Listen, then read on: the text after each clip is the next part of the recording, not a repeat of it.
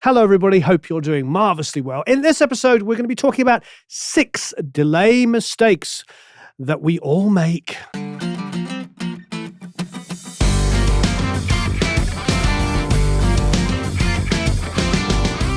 So it's lovely to have you back here. If you haven't already, please subscribe, hit the notification bell, and yes, you guessed it, you'll be notified when we have a new video up. And of course, you can go to producelikeapro.com, sign up for the email list, and get a whole bunch of free goodies. Okay, so this is going to be a fun one because we've talked about these in different guises, and, I started thinking about it. With delays, there's no hard and fast rules as such. Creativity is king. Of course it is. But there is definitely some really, really big mistakes that I've made over the years. So I want to try and cut that out for you and cut to the chase. So, number 1, when to use EQ and when not to use EQ. So this is an interesting one because for vocals, for instance, I don't want to use an absolutely perfect facsimile, the most perfect digital thing ever. Because if I do that, all that beautiful high end of the digital facsimile is going to give me like double, triple T's and S's. It's going to be like, I don't want that. So that's where I go in and use EQ. So I'll go in and I'll wipe off something around 3, 4, 5K, just gently get rid of it. So I don't have these crazy ping-ponging delays going. It's super distracting. I've even heard of mastering engineers contacting the mix engineer and saying there's some weird digital pops going on. And all it was just little random delays going tick, tick, tick, tick, tick, tick. So take your vocal delay and just gently get rid of some of that high end. Another thing many of us do is put a de-esser before the delay really strongly, really aggressively, so you don't get that excessive essing and T's and brightness on there, which would be then reproduced with the delay. Now, the opposite is true, of course, when you are trying to get a facsimile. When you're taking a guitar and you want it to ping pong, you go gang, gang, gang, gang, gang, gang, gang, gang, gang, gang, gang, whatever it might be. That is where you probably will do less EQ, maybe none whatsoever. The only EQ you might apply in that instance might be a little bit of high passing, get rid of some excessive low end. But the reality is like knowing when to EQ and when not to EQ. For me, vocal delays reduce the high end. The de-essing trick or reducing the amount of high end on the delay is an infinite thing. That's why I believe tape delays stayed very, very popular all the way through the period of the beginning of like really good digital technology in the 80s and 90s. People still liked tape delays. They're quite sweet and smooth and great on vocals, which of course leads, maybe try a tape delay. Number 2, does it always have to be a delay? Is it really a reverb you're looking for? You can split hairs, and I get it. Sometimes reverbs really could be imagined as being millions and millions of tiny little delays causing this beautiful thing. And yes, of course, you can have like 4 or 5 or 6 delays all going at once and kind of creating this beautiful ambience around vocals and guitars. And I love that kind of stuff. But sometimes it's actually just a reverb you're hearing. So just be careful about that. What is it you're hearing in your head? Are you sitting there trying to dial in 50 different delays to give you this sort of wash, which could be cool? Maybe you just reach for a plate reverb. And then, of course, another thing you can do is put the reverb after the delay, and that might soften the impact of the delay without you needing to use 5 delays. You might just go down to 1 or 2 and then put a reverb on it, and it softens all of the impact. Reality is, if you're not sure, try experimenting. Try reverb instead of delay and see if it solves the problem. Number 3, knowing when to have your delay in time and knowing when to have it out of time. Now, it's really nice to have perfectly timed delays. Quite often on guitar parts, say for instance here. So here on my Wave Super Tap here, I set it to auto, so it immediately went and grabbed the BPM. And I've got all of these delays set up here, and they're all in time. You'll notice the one thing I've done, as the delays get longer, look at what's going on. From 600 hertz to 1.8 to 3.1 to 4.2 to 5.9. They're getting darker as they decay. So the first one kind of goes clack, clack, then it goes clack, it gets darker and darker and darker. So it feels like it's going back into the track. Goes back to our first point. We don't need it to be super, super clean, especially as it starts to degenerate. But it is in time. Listen to the part.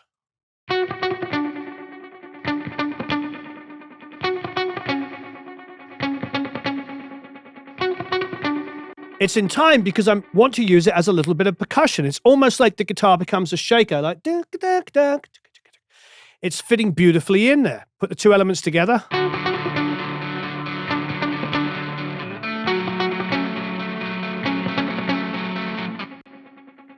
It's quiet, but it's in there creating movement because it's perfectly in time. So here I have a guitar lead line with no delay on it. I'm going to grab a delay, and I'm not going to be fussy. I'm going to go, just a mono delay here because it's panned, and I'll get the mix down a little bit. And I'll put it on sync at 3/16. Let's have a listen.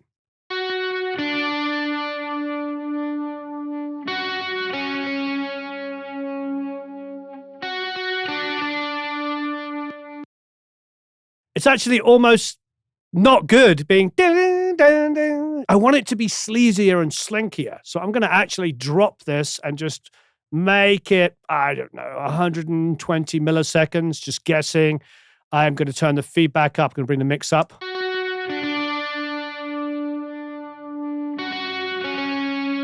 More feedback, longer delay.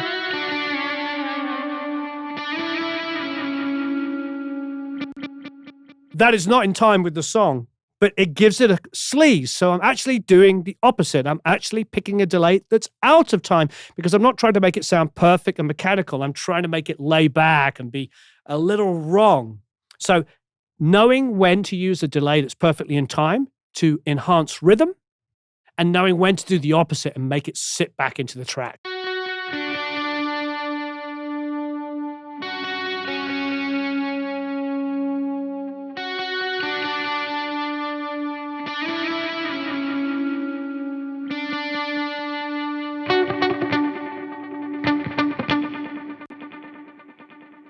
Number 4, panning delays. Now, not everything has to be panned. I have done this too many times where I feel like everything in my track needs to be stereo. If there's something on the left, it has to be balanced on the right. To a certain extent, that is true. And it is kind of cool if you get a guitar part where you pan slightly to the left and then you have a delay of it slightly to the right. That's really cool. That's understanding panning. But always having everything opposite, it starts to feel like there's no depth in the track because it's like left, right, middle, and you're not getting any kind of movement that's overlapping. And it's beautiful to have that, but then if you're always really super wide, you can't go anywhere. So in a verse, like keeping things pretty narrow and then going super wide on choruses will just make that chorus pop even more. You'll have to do less automation and volume rides. Just the width of the guitars coming in and maybe some additional instruments coming in on that chorus create all of that movement for you. Meaning you can go delay on one side, guitar on the other. The other thing is don't be afraid to put the delay underneath the instrument, like we just did with this part again.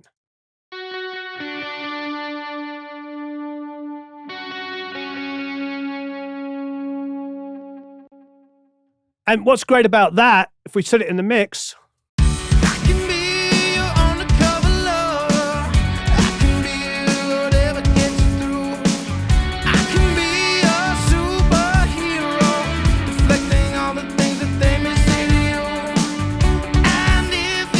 I love that.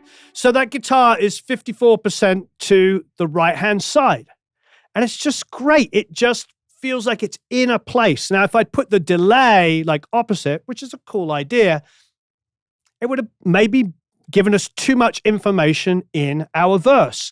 I love the idea of guitar players that plug into amps and use pedals. And that's what that's doing. It sounds like a delay guitar going through an amp and being mic'd. So, when to pan and when not to pan. There's always that thing where we automatically pan everything stereo and we use ping pong delays and everything's going left and right. Well, try thinking about delay as a mono source as well as a stereo. Number 5, not using automation. This is a big deal. If you've got effects, automate them. Do fun things with them. Not just the obvious. Like I could take a vocal here and then push up the volume of the delay. That could be interesting. Like such. I could just turn it up here, the end of the phrase. A good old-fashioned trick. Have a listen. Go there. Absolutely great. Doing tricks like that is fantastic. Getting in there and doing detail stuff by phrase, you can have all kinds of fun things. You could go stereo for a second. Come back to mono. Have some fun with your delays. Music gets really, really dull when we just sort of mix the first 4 bars and let the song go on. And I know the automation takes a little bit of time, although that just took me 10 seconds, maybe 5 seconds. The reality is that detail, that extra effort you put in doing automation on stuff will really, really help. And if it means you're automating within the plugin itself, so for here, instance, I could maybe go and grab the feedback and then come in and write feedback to go up as well as the volume. Go there.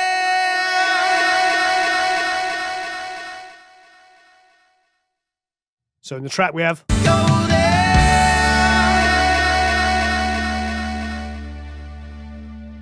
Could make it go on for longer. These kind of things just make mixing so much more fun for the listener and frankly for us.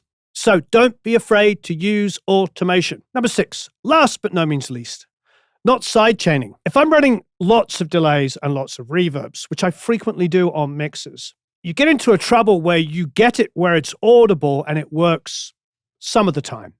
But a delay in particular on something like a vocal, if it's too loud, it becomes kind of unusable because what will happen is every time somebody sings a phrase, the delay is underneath. However, at the end of a phrase, you might want it to go 1, 2, 2, 2, 2. You might want that delay. So how do you get around that? You set up a sidechain on the delay. Let me show you. So let's listen to the delay on the vocals. First of all, in solo. I can be your undercover lover. I can be whatever gets you through. I can be your superhero, deflecting all the things. Now in the track.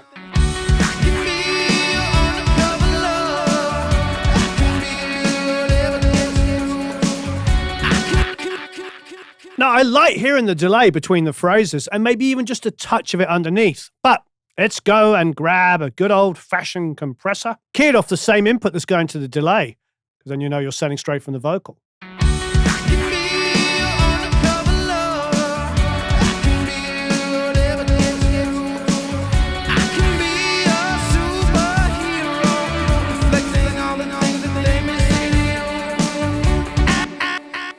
Now we don't have that muddle of delays overlapping over the vocal. Have a listen. I can be your undercover lover. I can be whatever gets you through. I can be your superhero, deflecting all the things that they may say to you. And if you leave before the morning. So now you hear the delay and it's there underneath. I think what I'm going to do is go back to what we talked about, is I'm actually going to EQ the brightness out a little bit. So here we're going to low pass and take off some of the high end, so it gets a little darker, and we're going to high pass so we can take off some of the excessive low that we won't need. So that's going to help all the S's and the T's and the aggressiveness. We've now got the sidechain compressor on it, grabbing it so it's compressing while it's singing. Not to nothing, but bringing it down quite dramatically. Let's have a listen to the vocal outside of the track. I can be your undercover lover. I can be whatever gets you through. I can be your superhero, deflecting all the things that they may say to you. And now in the track.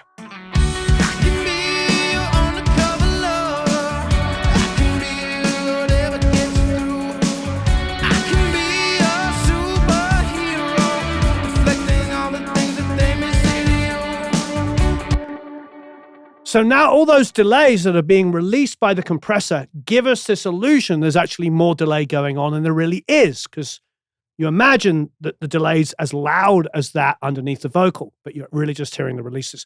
Simple trick. So don't be afraid to use some sidechain compression. Don't be afraid to EQ. Don't be afraid to choose whether it should be in time or out of time. Is it supposed to be like laying it back and messing up with the feel a little bit? Or is it supposed to be articulating the timing like a syncopated part and adding extra rhythm?